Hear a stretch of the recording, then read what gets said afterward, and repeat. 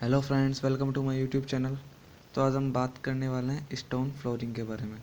यानी कि जब भी आप घरों में पत्थर की जो है फर्श डलवाते हैं तो सबसे पहले दिमाग में एक ही क्वेश्चन आता है कि हमें जो ये पत्थर के कातले हैं वो कितनी क्वांटिटी में पत्थर मंगवाने चाहिए। क्योंकि जो ये स्टोन फ्लोरिंग होती है उसमें मैसोनरी मज़दूर की और दूसरे मटेरियल जो सीमेंट बजरी आते हैं उनका खर्चा इतना नहीं होता है जितना कि पत्थर का होता है। यानी कि सबसे महंगी जो मटेरियल होता है वो होता है स्टोन। तो ये वेस्टेज ना हो और हमारा जो खर्चा हो वो इकोनॉमिकल हो, इसके लिए हमें जानना बहुत ज़्यादा ज़रूरी है कि हमें कितनी क्वांटिटी में स्टोन लगेगा। तो चलिए स्टार्ट करते हैं। तो ये जानने के लिए कि कितने स्टोन के पीस जो होते हैं वो हमारे मकान में लगेंगे, हम यहाँ पर दो केस लेके चल रहे हैं। तो सबसे पहला केस जो है ये हमने एक आपको ये जो इमेज में दिख रहा है ये रूम क्या इमेज है। इसमें जो स्टोन है वो छोटी साइज़ के लगे हुए हैं, यानी कि इनकी जो डायमेंशन है वो 2 फीट इंटू 1 फीट की डायमेंशन है। क्योंकि मार्केट में अलग अलग डायमेंशन के स्टोन के पीस जो होते हैं वो अवेलेबल होते हैं। तो हम सबसे पहले जानेंगे कि ये जो रूम है इसमें मान लीजिए अगर ये रूम 10 इंटू 12 फीट का है तो इसमें कितने स्टोन के पीस लगेंगे। और दूसरे जो केस है जिसमें आप देख सकते हैं कि ये जो इमेज है ये हॉल की है। तो ये हॉल में जो है इसमें हमने 5 फीट इंटू 3 फीट के स्टोन जो है वो यूज़ में लिए हैं। और ये हॉल जो है इसकी डायमेंशन है 20 फीट इंटू 20 फीट की। तो इसमें कितने स्टोन के पीस यूज़ में आएंगे। तो चलिए वीडियो को स्टार्ट करते हैं। तो गाइस अगर सबसे पहले हम क्वांटिटी कैलकुलेट करें रूम के लिए, तो रूम का जो साइज़ है वो है 10 फीट इंटू 12 फीट का। यानी कि इसकी जो लंबाई है रूम की वो तो है 10 फीट चौड़ा और 12 फीट लंबा। और जो हमने इसमें स्टोन यूज़ करे हैं उसकी डायमेंशन है 2 फीट इंटू 1 फीट।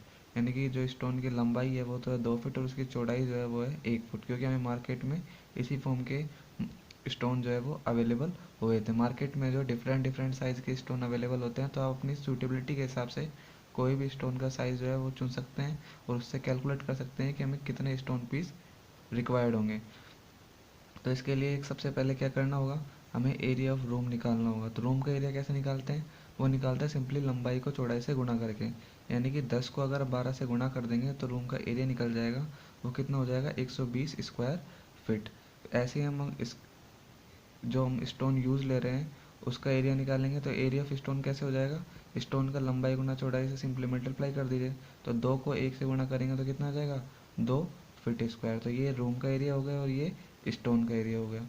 अब नेक्स्ट स्टेप में हमें क्या करना है, number of stone piece required. यानी कि जो हमें निकालना था कि हमें कितने स्टोन के पीस रिक्वायर्ड होंगे, उसके लिए क्या करना है, number of stone piece required के लिए एरिया ऑफ जो रूम है उसमें एरिया ऑफ स्टोन का सिंपली डिवाइड कर देना है। यानी कि 120 स्क्वायर फिट में 2 फीट स्क्वायर का हम भाग देंगे तो सिंपली हमारे पास कितने आ जाएंगे, 60 पीस। यानी कि 10 इंटू 12 के रूम में अगर हम 2 इंटू 1 फीट का स्टोन यूज़ ले रहे हैं तो हमें कितने स्टोन यूज़ रिक्वायर्ड होंगे, 60 स्टोन के पीस हमें लगेंगे। लेकिन जो हम जैसे हम रियल लाइफ में करते हैं तो थोड़ा बहुत स्टोन जो होता है वो डैमेज भी हो जाता है। यानी कि जब उसको हम लगाते हैं तो कहीं पे किनारे विनारे के चक्कर में डैमेज हो जाता है उसके लगाने के चक्कर में। तो हम यहाँ पे 5 या फिर जो जितना छोटा साइज़ का स्टोन होगा उसमें हमें उतने ही ज़्यादा वेस्टेज की संभावना होगी, और जितना ज़्यादा बड़ा स्टोन होगा उसमें वेस्टेज की संभावना जो होगी उतनी कम होगी। क्योंकि उसको टूटने के बाद में उससे रेस्ट पार्ट जो होगा वो बहुत ज़्यादा बड़ा होता है, तो वो आसानी से यूज़ में लिया जा सकता है। जबकि छोटा पीस अगर टूट जाता है तो उसमें जो बचा हुआ पार्ट होता है वो बहुत ज़्यादा छोटा हो जाता है, जिसके लिए वो जो होता है किनारों में यूज़ में लिया जा सकता है। तो लगभग इसमें हम लगभग मान लें 10 भी अगर 5 स्टोन पीस अगर एक्स्ट्रा लगे तो लगभग 65 जो स्टोन के पीस हैं उनमें आपका ये 10 इंटू 12 फीट का जो रूम है उसमें पूरी फ्लोरिंग कंप्लीट हो जाएगी। नेक्स्ट अगर हम बात करें हॉल के लिए, तो दूसरी इमेज में हमने जो बात की थी वो किसके लिए की थी, हॉल के लिए की थी। जो हॉल था उसका हमारा जो साइज़ था वो था 20 इंटू 20 फीट का। और इसमें जो हमने स्टोन के पीस यूज़ में लिए थे उनका साइज़ था 5 फीट इंटू में 3 फीट का। तो इसमें भी सेम ऊपर वाले प्रोसेस की तरह ही करना है। सबसे पहले हम निकालेंगे एरिया ऑफ होल। तो होल का जो एरिया हो जाएगा उसको निकालने क्या करेंगे, इसके डायमेंशन को सिंपली मल्टीप्लाई कर देंगे। तो 20 को 20 से मल्टीप्लाई कर दिया तो 400 स्क्वायर फीट का हमारा क्या आ गया, होल। और उसमें जो हमने स्टोन यूज़ किए हैं उसका साइज़ है 5 फीट इंटू 3 फीट। तो इसको मल्टीप्लाई कर देंगे तो एरिया ऑफ स्टोन आ जाएगा वो हो जाएगा 15 फीट स्क्वायर।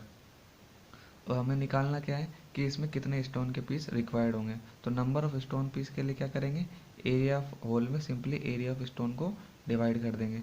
तो 400 में 15 को भाग देंगे तो फीट स्क्वायर से फीट स्क्वायर, और 15 को 4 से भाग देंगे तो आएगा 26.67 अप्रोक्स में, यानी कि 27 स्टोन के पीस इसमें रिक्वायर्ड होंगे अगर कोई भी वेस्टेज जो है वो नहीं हो। लेकिन अगर इसमें थोड़ी बहुत अगर हम वेस्टेज मान के चले तो, क्योंकि ये साइज़ जो है स्टोन का 5 फीट इंटू 3 फीट है, तो यानी कि एक स्टोन के पीस से या फिर दो स्टोन के पीस से सब कुछ जो है वो सूटेबल हो जाएगा। तो इसमें हम अप्रोक्स मान के चले तो 28 से 29 स्टोन के जो पीस होंगे उसमें आपके जो 20 इंटू 20 फुट का जो होल है उसमें कंप्लीट में पत्थर जो होंगे वो लग जाएंगे। तो आई होप गाइस आपको इस वीडियो के बाद पता लग गया होगा कि किसी भी होल में या फिर किसी भी रूम में अगर हमको पत्थर लगाने हैं तो इसमें कितने पत्थर लगेंगे, इसको कैसे कैलकुलेट किया जाता है। अगर आपको ये समझ में आ गया हो तो प्लीज़ वीडियो को लाइक करें और चैनल को सब्सक्राइब करें। Thanks for watching. Thank you.